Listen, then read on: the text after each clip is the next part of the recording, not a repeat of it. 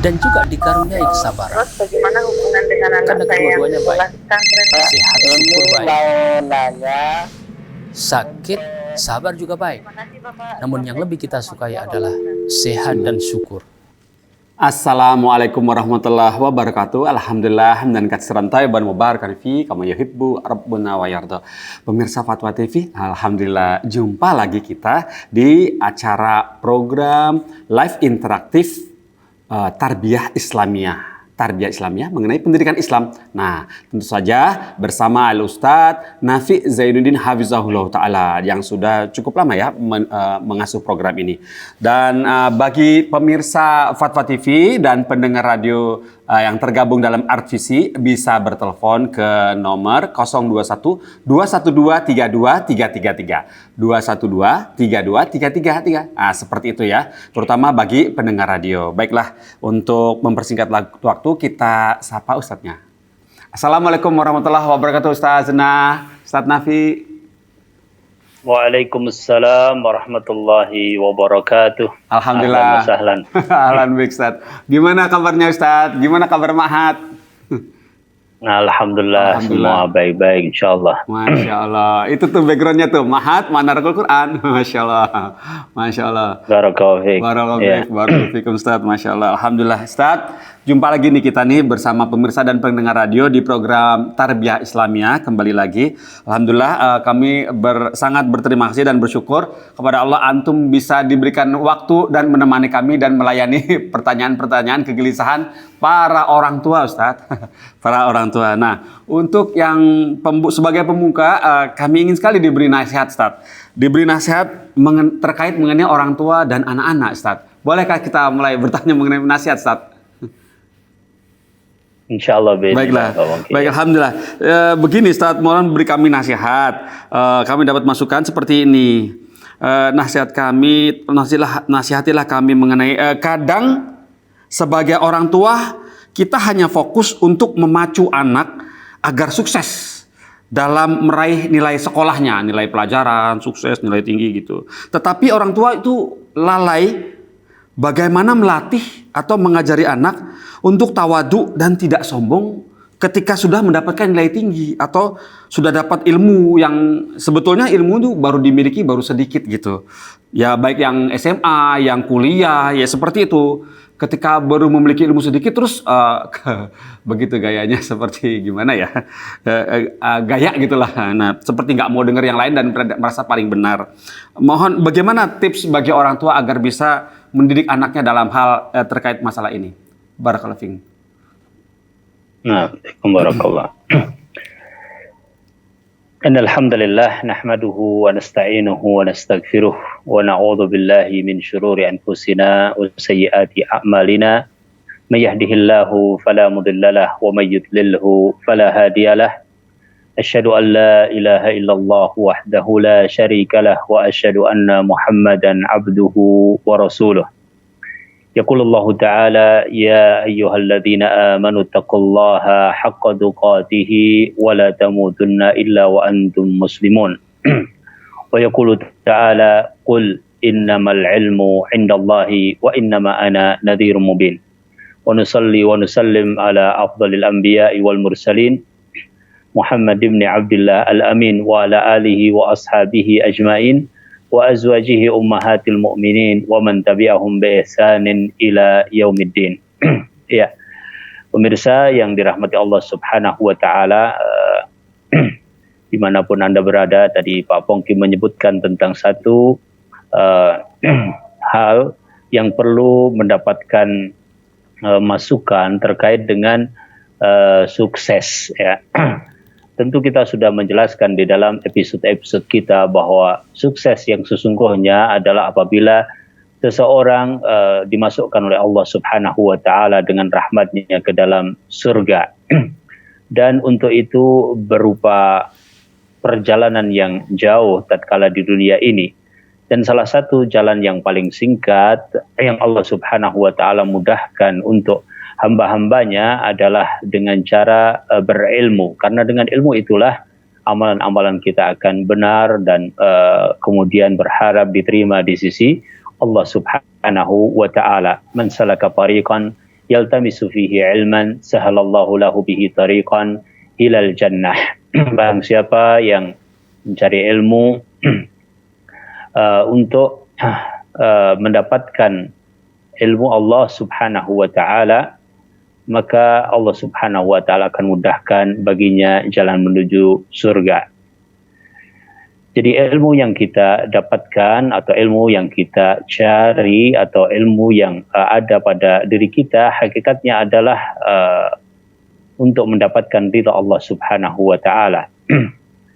Dan kita senang apabila mempunyai anak, ya, mempunyai keturunan yang diberikan oleh Allah Subhanahu wa taala kecerdasan, kemudian pemahaman yang cepat, kemudian kemampuan mendapatkan berbagai ilmu. Ya, kita bersyukur kepada Allah Subhanahu wa taala. Karena Allah yang memberikan kepada kita anak tersebut dan Allah yang memberikan kepada kita kemampuan pada anak tersebut. Ya.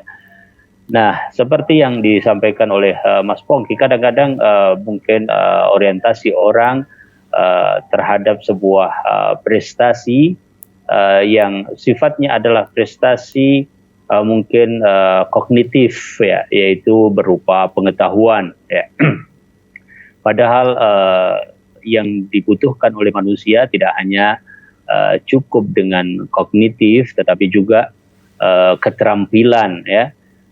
Dan di samping keterampilan adalah bagaimana merubah hatinya seperti hati para alim. Ya. Ingat perkataan Fudail ibnu Iyad rahimahullahu ta'ala mengatakan, innallaha yuhibbul alima al-mutawadhi'a. Sesungguhnya Allah Subhanahu wa ta'ala menyukai seorang alim yang tawadhu, yaitu yang rendah hati, ya, disebutkan dalam kitab Al-Adab Asy-Syar'iyyah. Ya. Jadi Allah Subhanahu wa taala menyukai orang yang memahami bahwasanya ilmu itu dari sisi Allah Subhanahu wa taala, ya. Dan Rasul sallallahu alaihi wasallam diingatkan di dalam sebuah surat dalam Al-Qur'an, "Qul innamal ilmu indallah." Katakanlah bahwasanya ilmu itu di sisi Allah Subhanahu wa taala, ya. Meskipun itu berkaitan dengan hari kiamat, yaitu bahwasanya Allah Subhanahu wa taala yang maha alim, wa fawqa kulli dhi ilmin alim. Dan begitu pula bahkan awal penciptaan Adam alaihi salatu wassalam, ya, apabila kita membaca di dalam surat Al-Baqarah bagaimana Allah Subhanahu wa taala sudah mempunyai para malaikat, akan tapi Allah Subhanahu wa taala menciptakan Adam alaihissalatu wassalam untuk sebuah hikmah yang kemudian dari keturunan itulah kita semuanya, ya. Ketika itu para malaikat, ya, menanyakan kepada Allah Subhanahu wa taala dan bahwa Allah Subhanahu wa taala mempunyai maksud dengan adanya penciptaan Adam alaihissalatu wassalam. Dan di antara yang dikatakan oleh Allah Subhanahu wa taala tentang keistimewaan Adam adalah apa? Wa 'allama Adamal asma'a kullaha thumma 'aradahum 'alal malaikati. Fa qala anbi'uni bi asma'i haula in kuntum shadiqin. Qalu subhanaka la 'ilma lana illa ma 'allamtana. Ya. Jadi Allah mengajarkan seluruh nama kepada Adam. Kemudian ditampakkan kepada para malaikat. Kemudian Allah Subhanahu wa taala mengatakan, kabarkanlah kepadaku tentang nama-nama itu in kuntum shadiqin. Ya, khitabnya kepada para malaikat. Para malaikat pun mengatakan subhanak, maha suci engkau ya Allah. La ilma lana, tidak ada ilmu yang kami ketahui illa ma 'allamtana, kecuali yang engkau ajarkan kepada kami. Innaka antal alimul hakim, sesungguhnya engkau adalah zat yang maha mengetahui dan maha bijaksana. Dari sini berarti kita pertama mengajarkan kepada anak-anak dan mendorong untuk mereka benar-benar semangat di dalam talabul ilm, ya. semangat di dalam meraih prestasi jika itu adalah prestasi. Namun harus pula diingatkan bahwa yang diraih itu tidak akan mampu diraih kecuali dengan izin Allah Subhanahu wa taala, ya. Bahwa itu semata-mata adalah pemberian Allah. Sebagaimana tangan kita adalah pemberian Allah, sebagaimana mata kita adalah pemberian Allah, sebagaimana hati kita, pikiran otak kita yang dengan kemampuan macam-macam itu adalah pemberian Allah, maka ilmu itu adalah pemberian dari Allah Subhanahu wa taala. Perangkat-perangkatnya dari Allah Subhanahu wa taala, dan bagaimana perangkat-perangkat itu berfungsi dengan baik dan kemudian mendapatkan berbagai ilmu itu adalah pemberian dari Allah. Jadi memang kita dorong anak-anak untuk mendapatkan itu, tapi kita ajarkan pula bahwa sungguhnya yang memberikan kemudahan itu adalah Allah Subhanahu wa taala. Maka penting untuk diajarkan doa menuntut ilmu. Ya. Di pagi hari kita mengucapkan Allahumma inni as'aluka ilman nafi'a wa rizqan thayyiba wa amalan mutaqabbala. Jadi diajarkan untuk meminta ilmu kepada Allah Subhanahu wa taala, bahwa hakikatnya ilmu itu tidak bisa kecuali dimudahkan oleh Allah Subhanahu wa taala. Bahkan Rasul sallallahu alaihi wasallam juga ajari, ya, untuk mengatakan Rabbi zidni ilman, wahai Rabbku tambahkanlah kepadaku ilmu. Jadi doa-doa ini perlu sering diucapkan, perlu sering ingatkan agar anak faham bahwa ilmu itu sesungguhnya dari Allah Subhanahu wa taala. Dan biasakan kalau mencapai sesuatu, ya, prestasilah, kebaikanlah, ya, maka mengucapkan alhamdulillah, ya, bersyukur kepada Allah Subhanahu wa taala.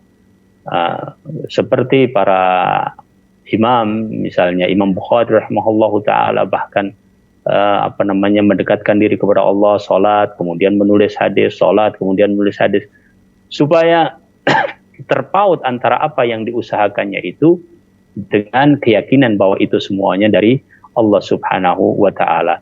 Dan perlu disampaikan juga, banyak orang-orang yang lebih alim dari kita dan lebih rendah hati, tawadhu, sehingga kita jauh dari sikap-sikap sombong, ya. Fudail ibnu Iyad tadi juga mengatakan bahwasanya wayub gitu, Allah Subhanahu wa taala membenci al-alimul jabbar, yaitu orang yang alim akan tapi sombong. Wallahu taala alam. Itu Mas Mungki, ya. Barakallahu fiik.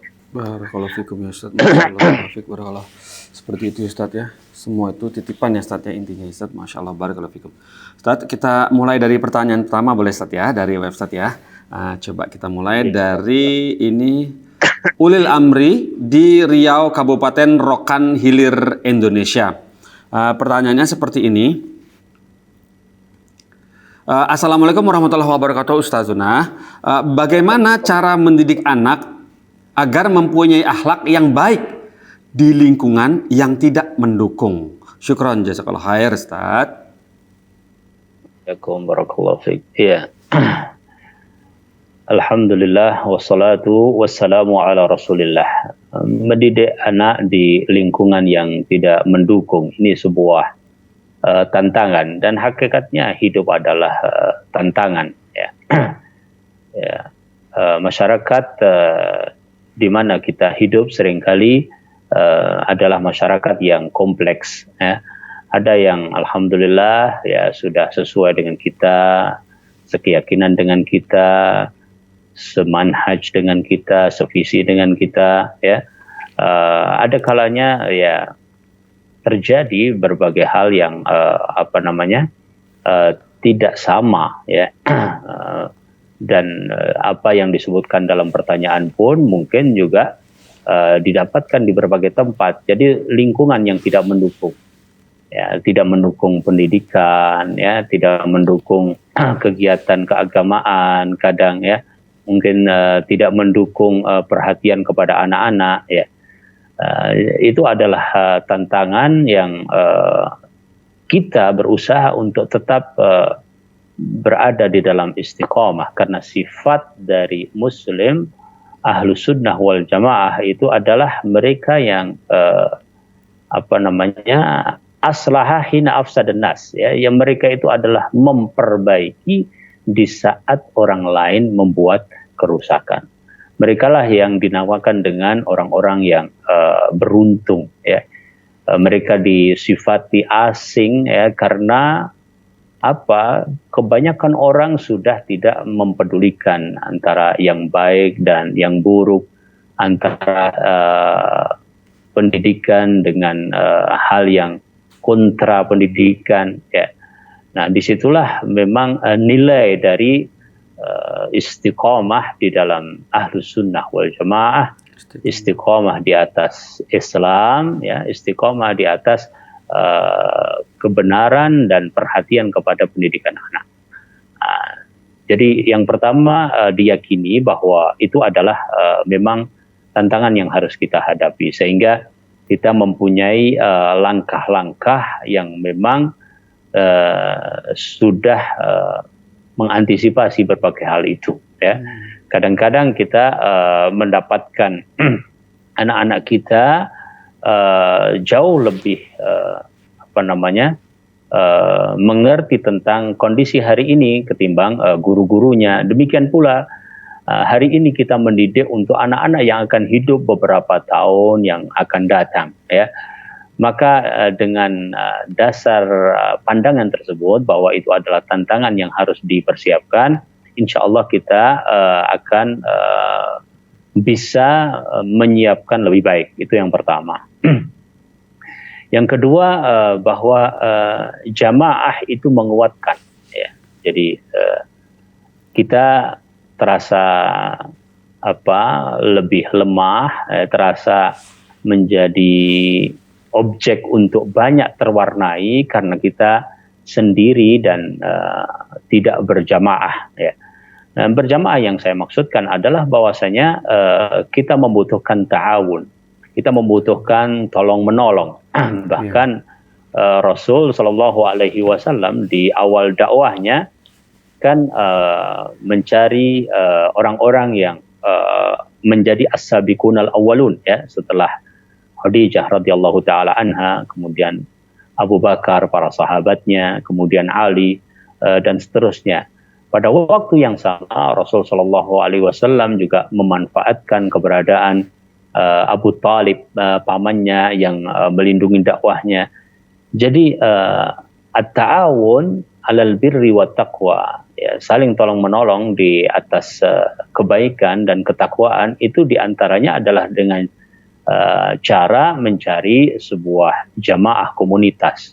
Apakah itu maksudnya adalah jamaah masjid misalnya? Jadi masjidnya diaktifkan sehingga lingkungan yang tadinya tidak perhatian kepada sholat, mulai perhatian kepada sholat, ya. Dihidupkan diniyah sorenya misalnya, yang tadinya anak-anak mungkin di sore hari bermain kesana kemari, ya, layangan atau main HP kan, yang jelas. Maka bapaknya atau ibunya mungkin akan mengatakan sana ngaji ke masjid, ya. Kemudian juga orang-orang yang mungkin bisa ta'awun dalam lingkungan yang agak jauh. Artinya kita mempunyai komunitas yang memperkuat kondisi kita sebagai keluarga muslim, juga anak-anak kita. Anak-anak kadang diajak ke keluarga yang baik, ke teman yang baik. Nah, itu diantaranya yang bisa juga dilakukan. Kemudian yang ketiga, bila Allahu Ta'ala alam, ya, kadang-kadang ada satu kondisi di mana sangat sudah tidak mungkin mempertahankan, ya. Ya, ada satu sekolah misalnya lingkungannya macam-macam banget, ya. Pokoknya dikepung oleh berbagai lingkungan yang memang tidak mendukung pendidikan.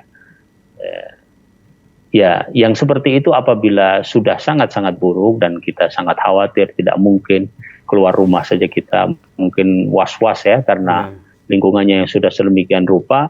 Maka seperti pepatah yang mengatakan al-jar qabla dar, bahwa tetangga itu sebelum rumah, istilahnya begitu. Jadi lingkungan itu memang perlu dikondisikan sebelum kita membuat rumah di situ, ya. Atau kalau kita mau menempati sebuah rumah, kita mempertimbangkan apakah tetangga ini akan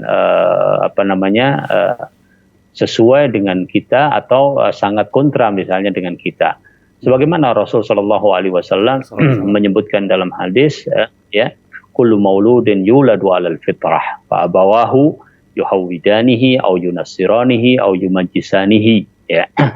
Jadi lingkungan itu bisa mempengaruhi sedemikian rupa. Nah, kalau sudah berat banget ya, sudah tidak mungkin misalnya bertahan, indikasinya apa? Indikasinya tidak ada perbaikan.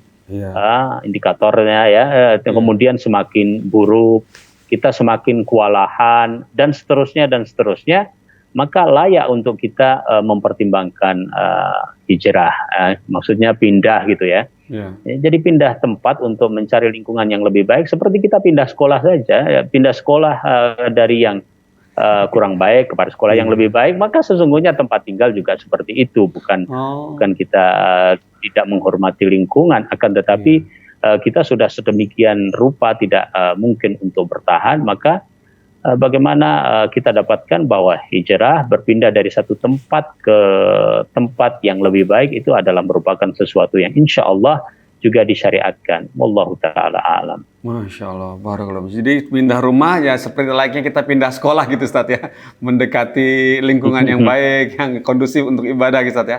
Kalau gitu saya pindah ke ini aja ya, Temanggung Ustaz. Boleh ya Ustaz? Masya Allah, barakallahu. Pemirsa Fatwa TV, nah itulah nasihat dari Ustaz Nafi. Jika memang lingkungan sudah tidak kondusif dan membawa pengaruh buruk bagi anak-anak putra-putri kita, maka pertimbanganlah segera dan ambil keputusan untuk hijrah gitu Ustaz ya. Hijrah ya namanya Ustaz ya.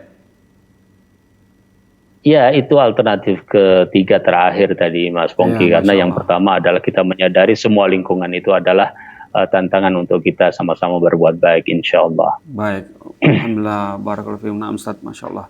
Barakallahu fiikum Ustaz. Semoga pemirsa dapat mengambil ibrahnya ya, terutama Mas Ulil Amri ini di Riau, Kabupaten Rokan Hilir, Indonesia. Baiklah, pertanyaan berikutnya nih Ustaz. Dari Khonsa di Jawa Barat, Kabupaten Bekasi. Seperti ini, Assalamualaikum warahmatullahi wabarakatuh. Ustadz Nafi mau bertanya, setelah mendengar kegigihan dan para semangat para salafus soleh dalam menuntut ilmu, saya menjadi merasa malu dan sangat butuh belajar Islam lebih banyak lagi, lebih gigih lagi. Ustadz, apakah yang terbaik bagi saya ini yang belum terlalu paham bahasa Arab? Saya bergabung dengan komunitas berbahasa Arab, tapi belum ada yang cocok ya Ustadz. Dan apakah boleh bagi saya sementara ini mendengarkan rekaman-rekaman kajian kitab-kitab para masyaikh, menghafal matan juga syair? Ustadz, mohon doakan perjalanan saya ini Ustadz. Ya, mohon juga petunjuknya apa yang langkah yang bisa saya ambil. Jazakumullah khairan. Nah, barakallahu fikum. Alhamdulillah wassalatu wassalamu ala Rasulillah. Ya, kita senang mendengar kondisi saudari penanya ya, bahwa semangat insya Allah di dalam menuntut ilmu dan ada beberapa hal yang membutuhkan pertimbangan kita, dan memang sebagaimana dikatakan oleh Malik Ibnu Anas ya, ada di dalam kitab yang ditulis oleh Ibnu Abdul Bar ya, dalam masalah keutamaan ilmu, layan bagi an yakuna man indahu ilmun an yatruka ta'allum, ya, tidak seharusnya orang yang sudah mempunyai ilmu itu meninggalkan at-ta'allum, yaitu belajar ya. Artinya belajar itu adalah sesuatu yang mustamir. Imam Ahmad mengatakan minal mahbarati ilal maqbarati ya. Belajar ya, mulai bisa menulis, mulai bisa menggunakan pena ilal maqbarah. Jadi mulai dia menggunakan alat-alat tulis ya, sampai al-maqbarah ya, sampai alam kubur, bahwa yang namanya belajar itu tidak pernah berhenti ya.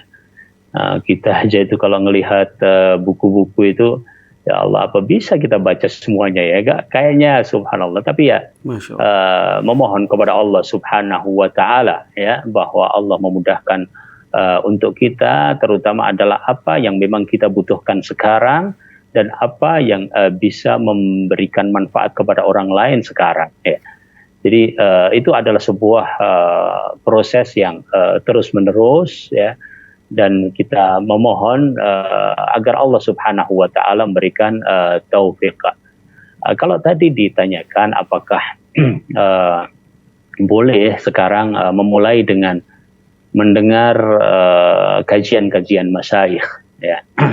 Ya sangat boleh. Memang para ulama menyebutkan bahwa belajar itu cara yang paling utama adalah di hadapan seorang guru, artinya secara langsung.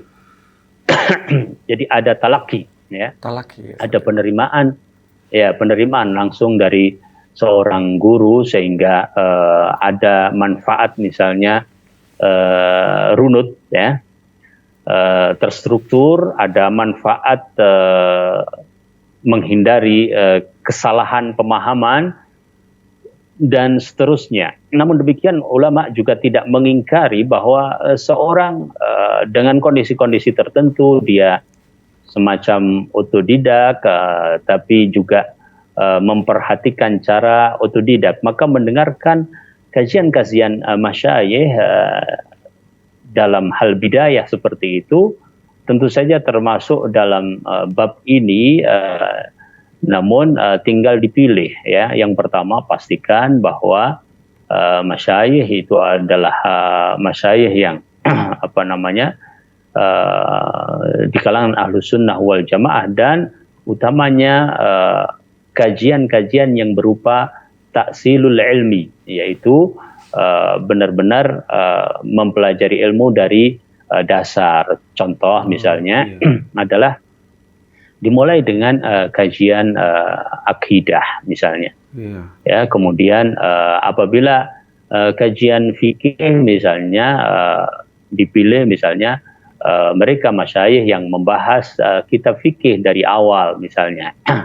Ya, apakah misalnya Syarah Bulughul Maram ya, misalnya Umdatul Ahkam dan seterusnya ya. Sehingga kita bisa runut, maksud saya secara bertahap dengan tahapan-tahapan yang benar ya. Meskipun untuk ukhti penanya nampaknya akan lebih baik kalau belajarnya adalah di sekolah, pesantren atau pesantren mahasiswa atau mahasiswi ya. Insyaallah ada beberapa yang menyediakan tentang hal itu. Kemudian nasihat yang berikutnya adalah mulailah dengan juga selain tadi mendengarkan kajian-kajian, menghafal Al-Quranul Karim, terutama jika sudah belajar tahsin ya, menghafal Al-Quranul Karim ya, kemudian menghafalkan hadis-hadis pendek dimulai dari Arba'un Nawawiyah dan seterusnya. Itu kalau belum masuk ke sekolah. Kalau masuk ke sekolah pasti kita akan mengikuti kurikulum yang ada di sekolah tersebut. Dan kalau dilihat dari al-zahir pertanyaannya yang tadi kita dengar dari Mas Wongki, nampaknya juga ada motivasi kuat ya untuk menghafal ya. Terutama selain Quran, hadis juga bahkan menghafal syair. Ada sebuah mandumah ya, mandumah Abi Ishaq Al-Gharnati.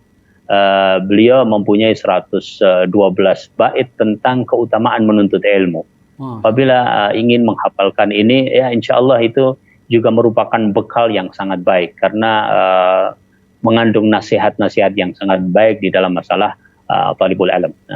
Jadi poin-poin itu insyaallah bisa dilaksanakan oleh saudari kita yang bertanya, dan semoga Allah Subhanahu wa taala memberikan taufik, kemudahan untuk benar-benar menjadi seorang alimah yakni rabbaniyah yang diridhai oleh Allah Subhanahu wa taala, wallahu taala alam. Masya Allah, barakallahu fiikum Ustaz. Ustaz, boleh sedikit kami dikasih ini Ustaz. Yang tadi antum bilang tadi ada apa? Adab bait-bait ya mengenai keutamaan menuntut ilmu yang mengandung nasihat. Itu dari siapa Ustaz penulisnya Ustaz? Jadi ada Mas Pongki mandumah istilahnya. Ya. Mandumah. Ya mandumah itu tadi bait-bait syair tadi. Gitu ya. Ya, bait-bait syair yang ditulis oleh Abu Ishaq Al-Qarnati yaitu tentang talabul ilm, dan insyaallah bagi para penuntut ilmu syar'i insyaallah ini adalah mandumah yang ma'ruf atau masyhur insyaallah biidznillah ta'ala. Abu Ishaq Al-Qarnati ya Ustaz ya. Masya Allah. Qarnati. Qarnati itu Granada kalau sekarang Mas Pongki. Garnaki ya taib. Qarnatah. Iya, Masya Allah, Abu Ishaq Al-Garnaki.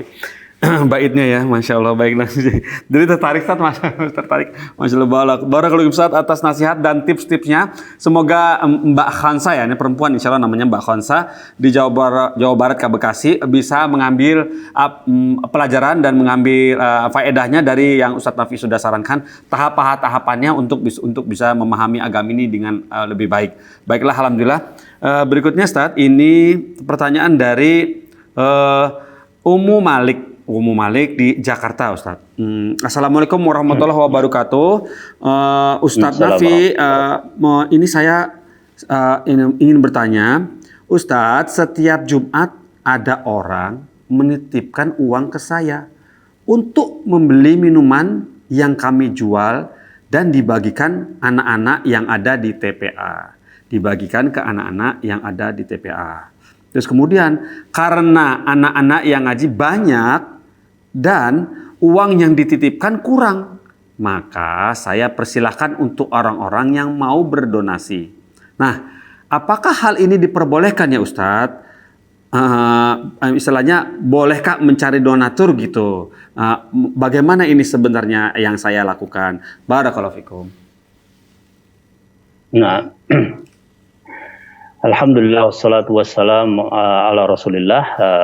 Yang ditanyakan tadi Mas Pongki tentang mencari donasi ya. Iya, donasi untuk anak-anak yang sekolah di TPA, karena banyak anak-anaknya aja tergerak untuk kasih minum atau mungkin makanan kecil gitu. Iya, mencari donasi intinya adalah bahwasanya seseorang dalam masalah babul khair, yakni subul khair, jalan-jalan kebaikan atau infak ya, adalah sesuatu yang sangat marghubun fihi, sesuatu yang sangat dianjurkan ya. Rasulullah Shallallahu Alaihi Wasallam mengatakan bahwasanya mana qasad sadaqatun min malin, bahwasanya sedekah itu tidak mengurangi harta. Kemudian dari bab ta'awun ya, saling tolong menolong di dalam kebaikan. Kadang-kadang orang ingin memberikan sedekah tapi dia tidak tahu harus kemana dia memberikan sedekah, maka ya sesuatu yang baik dan boleh-boleh saja asal pertama ada sebuah transparansi ya. Ada satu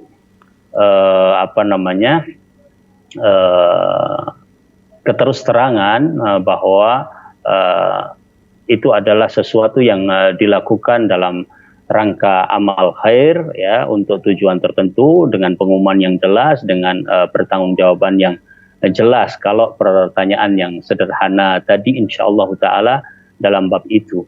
Tapi kalau misalnya kaitannya dengan bab-bab yang lain, apakah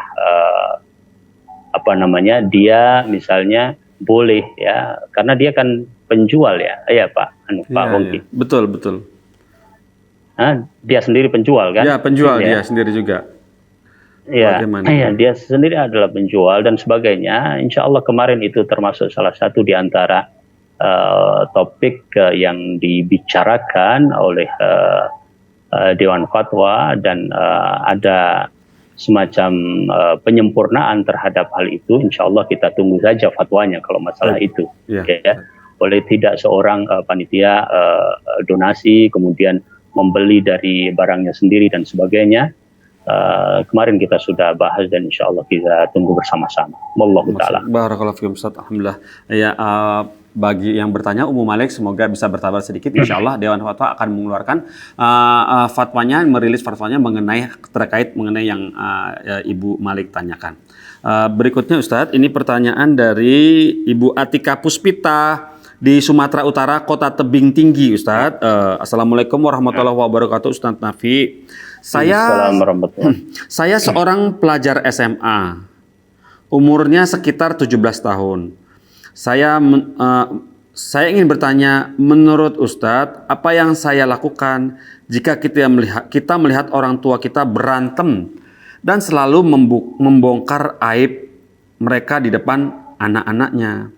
Apalagi selalu melontarkan kata-kata cerai gitu, Ustadz.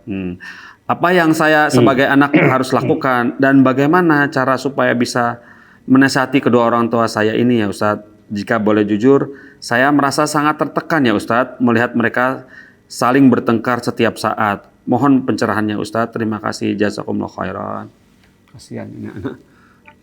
Nah, alhamdulillah. Wassalatu wassalamu ala rasulillah. Kita ikut prihatin pada kondisi yang seperti ini dan hendaknya ini menjadi perhatian buat orang tua ya.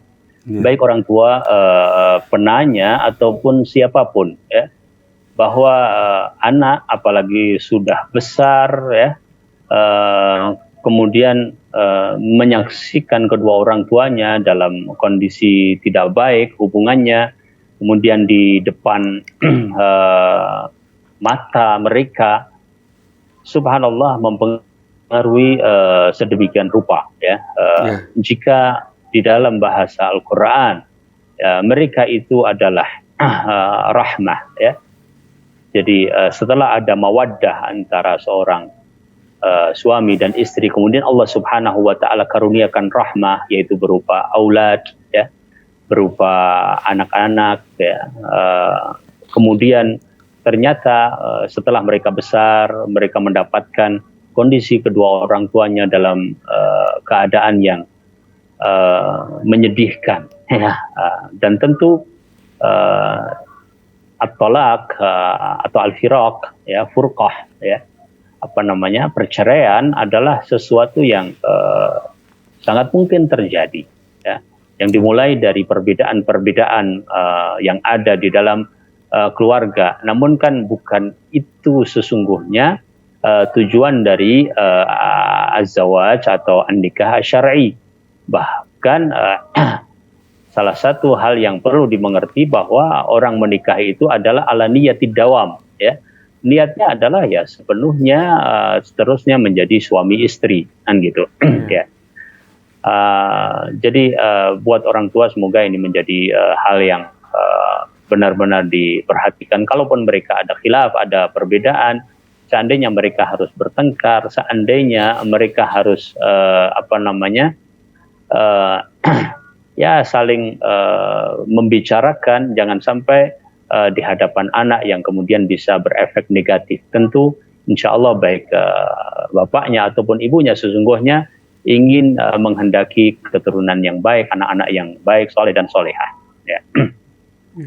Adapun nasihat bagi penanya ya, kita ikut prihatin, tetapi apapun kondisinya seorang muslimah ya harus berusaha tetap salihah, intinya kan begitu ya.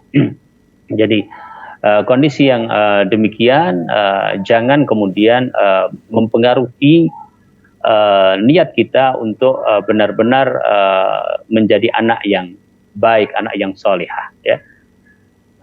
Bagaimanapun kondisi ayah, kondisi ibu, bagaimana kondisi keduanya, tetap saja kita dituntut oleh agama Allah Subhanahu wa taala untuk menjadi seorang anak yang soleh, seorang anak yang solihah ya. Jadi tidak bisa nanti kemudian dengan masalah-masalah tersebut akhirnya kita tertekan, akhirnya kita kemudian mempunyai sikap pesimis, kemudian putus asa. Jangan ya, tetap optimis dan tetap berupaya untuk kita berada di jalur yang diridhai oleh Allah Subhanahu wa taala, dan insya Allah dengan seperti itu Allah Subhanahu wa taala akan juga memudahkan untuk kita, membantu kita. Yeah. Yang berikutnya istilahnya jangan menambah tanah yang sudah becek itu bertambah becek. Jadi jangan kita sampai menampakkan di hadapan kedua orang tua kita bahwa kita kemudian memperkeruh kondisi misalnya gitu ya. Dan tampakkan kita tidak perlu berpihak kepada salah satu di antara keduanya. Maksudnya bahwa kedua-duanya kita cintai sebagai orang tua. Bapak kita cintai sebagai seorang bapak, ibu kita cintai sebagai seorang ibu. Anak berusaha menampakkan sikap adil di dalam mencintainya, ya, meskipun kita tahu hadis Nabi Shallallahu Alaihi Wasallam mengatakan ummuka summa abuk, ya.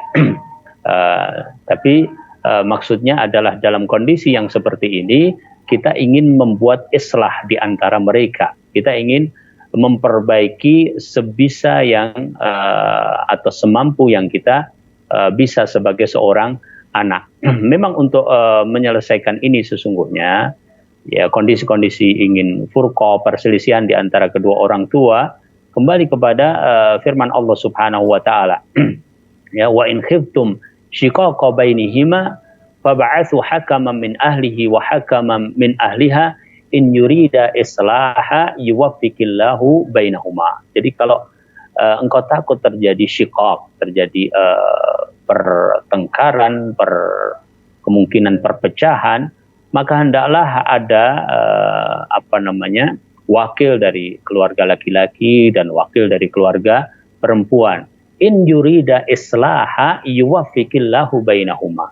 Kalau keduanya menginginkan Islam, maka Allah Subhanahu wa taala akan berikan taufik ya kepada mereka berdua. Nah, jadi memang ranah utamanya mungkin bukan ranah anak, apalagi anak masih kecil ya, masih mungkin usia SMA lah atau bahkan lebih kecil dari itu ya.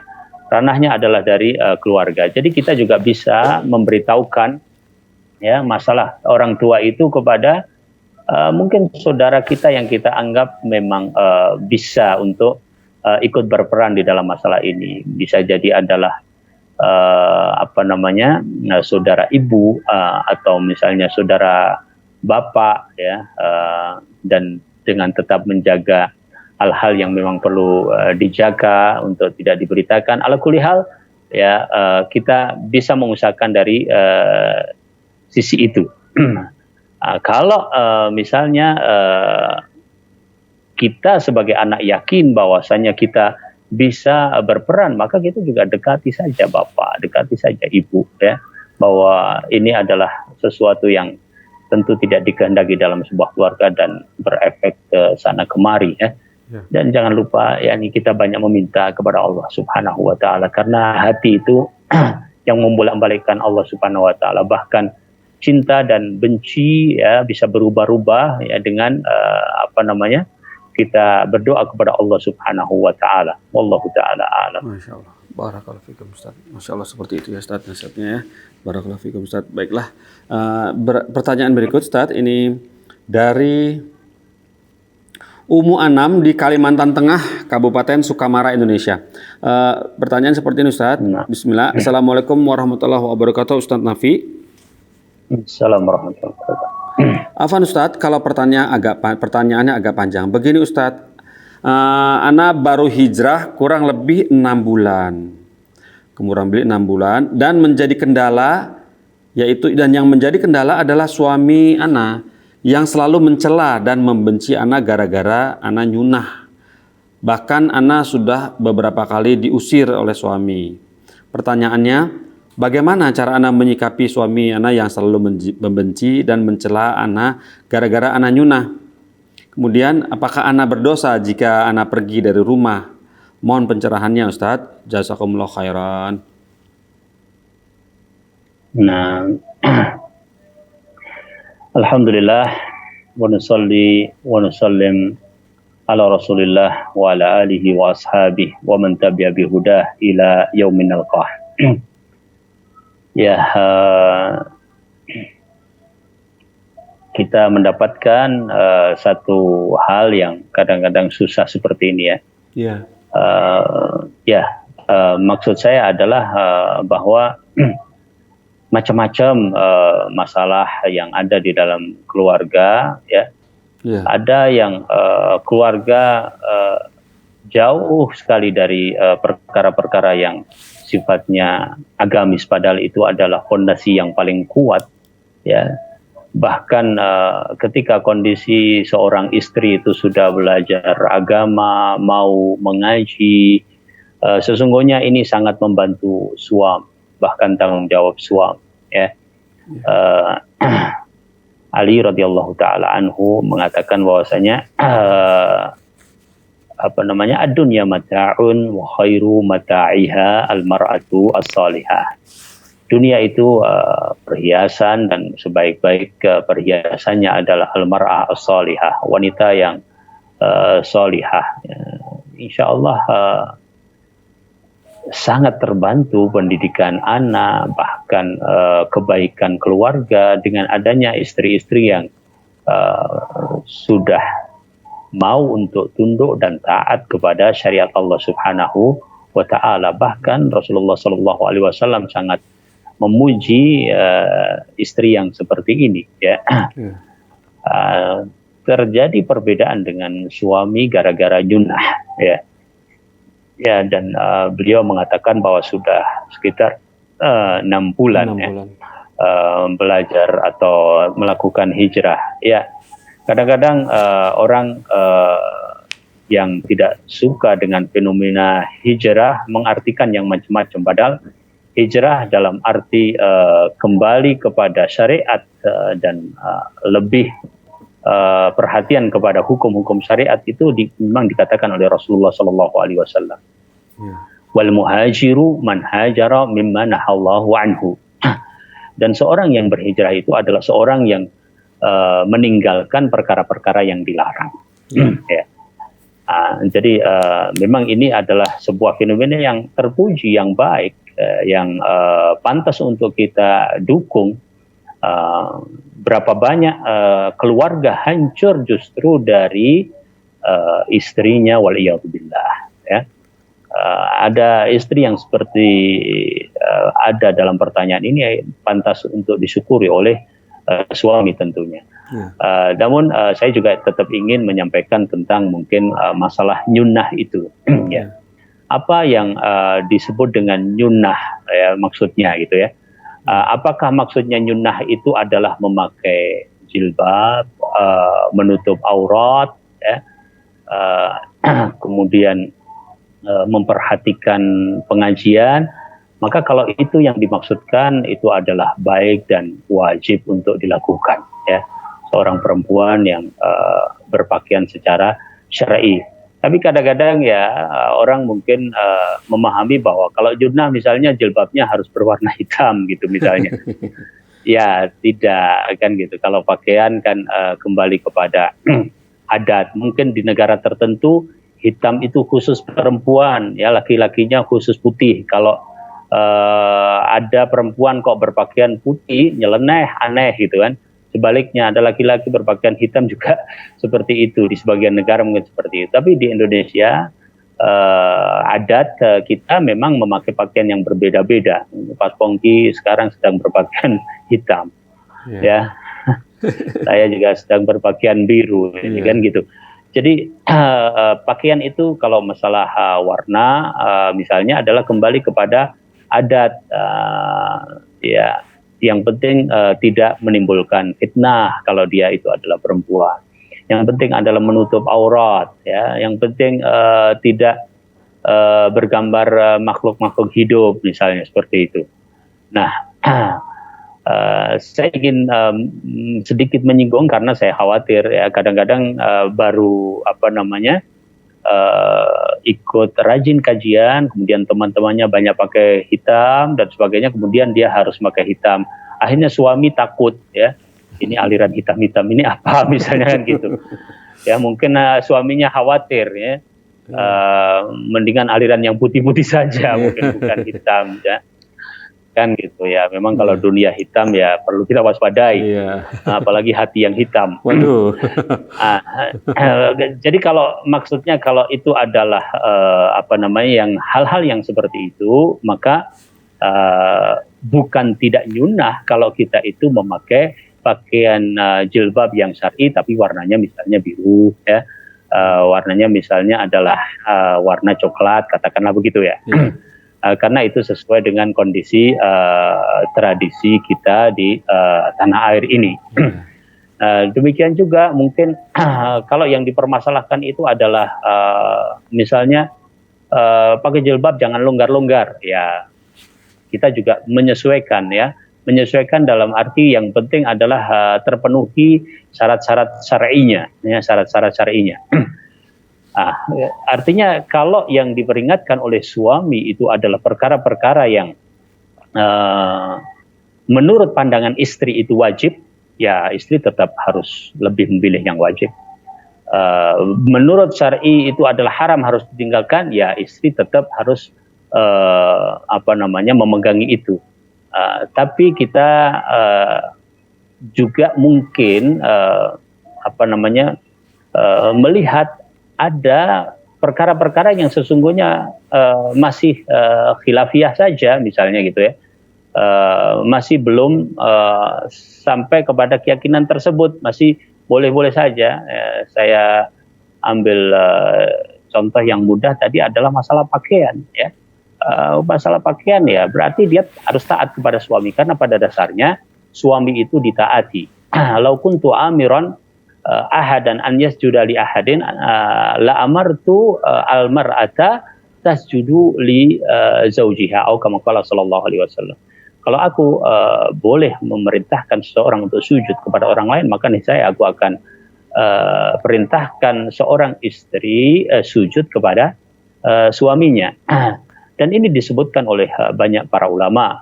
Syekh Nasiruddin Albani rahimahullahu ta'ala menyebutkan misalnya bahwa ketaatan istri kepada suami itu semacam ketaatan rakyat kepada pemimpinnya. Bahkan beliau mengatakan seperti itu karena memang firman Allah Subhanahu wa taala ar-rijalu qawwamuna 'alan nisa'i. Jadi dalam masalah pertama hal-hal yang mungkin masih khilaf ya. Ya contoh misalnya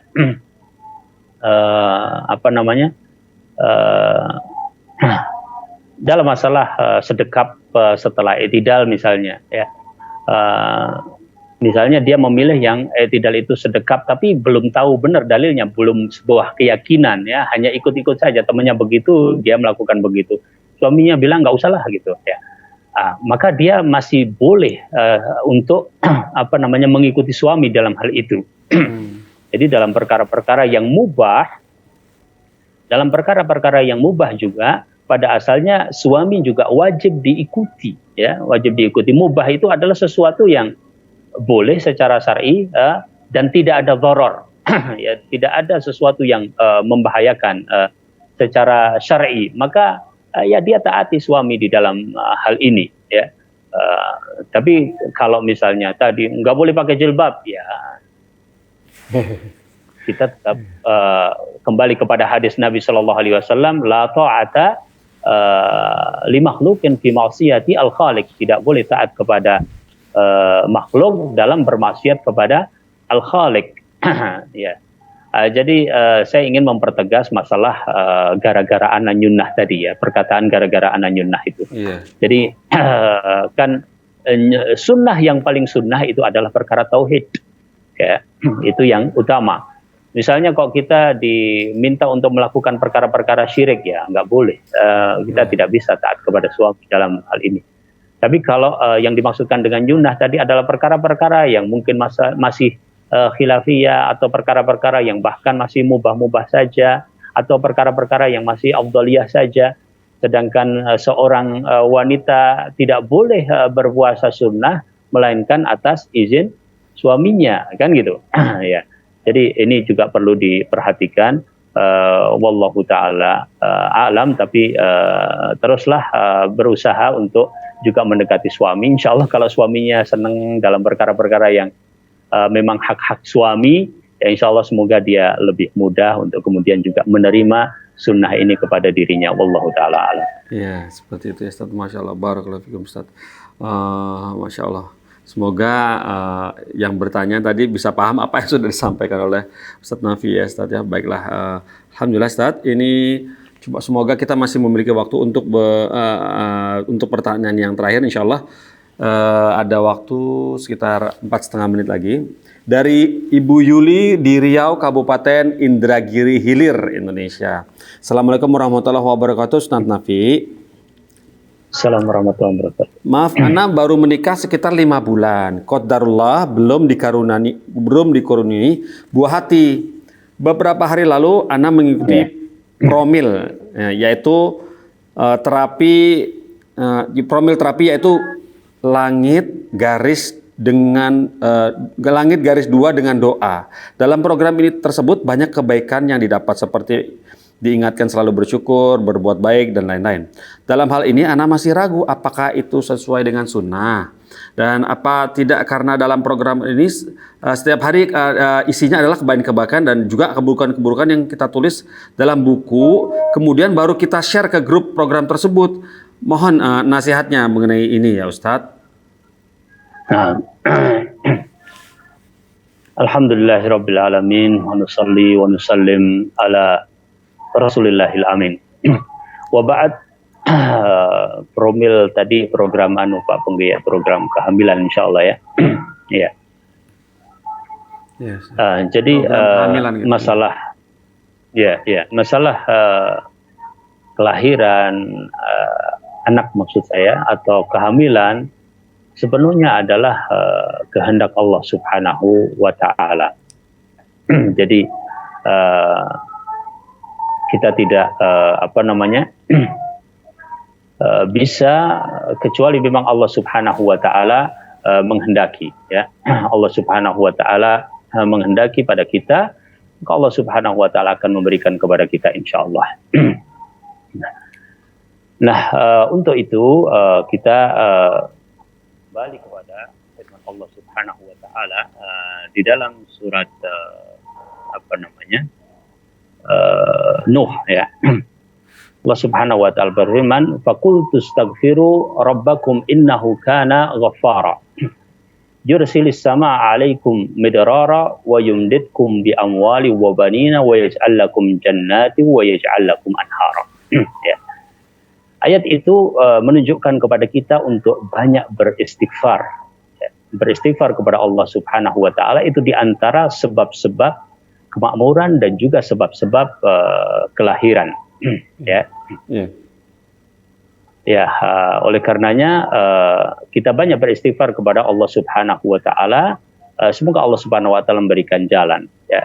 Bahkan Al Hasanul Basri ketika ditanya oleh beberapa penanya menunjukkan untuk banyak istighfar di dalam masalah ini berdasarkan firman Allah Subhanahu wa taala dalam ayat tersebut. Kemudian sekedar pengalaman, ada ya yang 5 tahun menunggu, ada yang 9 tahun menunggu ya, dan kemudian Allah Subhanahu wa taala karuniakan, dan seandainya belum dikaruniakan ya barangkali Allah Subhanahu wa taala kehendaki itu adalah kebaikan yang ada pada diri kita. Adapun tadi yang disebutkan apakah program itu boleh atau tidak boleh ya, ada zahir yang perlu kita cermati tadi, yaitu tentang masalah aib ya, tentang masalah dosa. Pada dasarnya dosa atau aib itu adalah sesuatu yang harus disembunyikan ya, yang antara kita dengan Allah Subhanahu wa taala. Adapun kita disuruh beristighfar dari aib tersebut, ya memang dengan banyak istighfar itulah Allah Subhanahu wa taala akan memberikan kemudahan juga kepada kita insyaallah juga dalam masalah keturunan ini. Tapi mengabarkan aib kita, kesalahan kita di grup ya, yang kemudian nanti orang semuanya tahu dan sebagainya, tentu ini adalah sesuatu yang tidak diperkenankan. Rasulullah Shallallahu Alaihi Wasallam mengatakan kullu ummati mu'afa illal mujahirun. Jadi itu yang senang apabila aib-aibnya juga diceritakan. Tapi memang dalam konteks ini mungkin tidak senang kan, karena memang maksudnya ingin muhasabah. Jadi istighfar juga dilakukan, muhasabah juga dilakukan, tapi mengabarkan aib kepada orang-orang yang tidak perlu ini termasuk sesuatu yang tidak disyariatkan, dan disitulah kita nampaknya harus berhati-hati pada program tersebut. Wallahu taala alam. Baiklah, Masya Allah, barakallahu fikum Ustaz. Alhamdulillah Ustaz, dengan jawaban antum tadi tuntas sudah acara kita untuk sore hari ini. Insya Allah semoga antum masih memiliki waktu ya untuk Ustaz untuk bersama kita lagi menjawab pertanyaan. Bismillah taala. Amin. Alhamdulillah, barakallahu fikum Ustaz. Alhamdulillah. Ya, bolehkah saya tutup acaranya Ustaz? Hayakumullah insyaallah. Barakallahu. Terima kasih Ustaz. Barakallahu fikum. Jazakallahu khairan. Pemirsa Fatwa TV, nah alhamdulillah sore hari ini acara live interaktif Tarbiyah Islamiyah di Fatwa TV bersama Al Ustaz Nafi Zainuddin Hafizahullah taala tuntas sudah. Insyaallah kita dapat bertemu lagi di pekan depan di waktu yang sama, di hari yang sama. Insyaallah. Baiklah, kita tutup acara ini dengan kafaratul majelis. Subhanakallahumma wa bihamdika asyhadu an la ilaha illa anta astaghfiruka wa atubu ilaika. Wassalamualaikum warahmatullahi wabarakatuh. Dan juga dikaruniai kesabaran. Bagaimana Barakallah. hubungan dengan anak Karena saya yang kedua-duanya sekolah baik. pesantren? Sehat, syukur baik. Mau nanya, Sakit, sabar juga baik. Terima kasih Bapak. Namun yang lebih kita sukai adalah sehat dan syukur.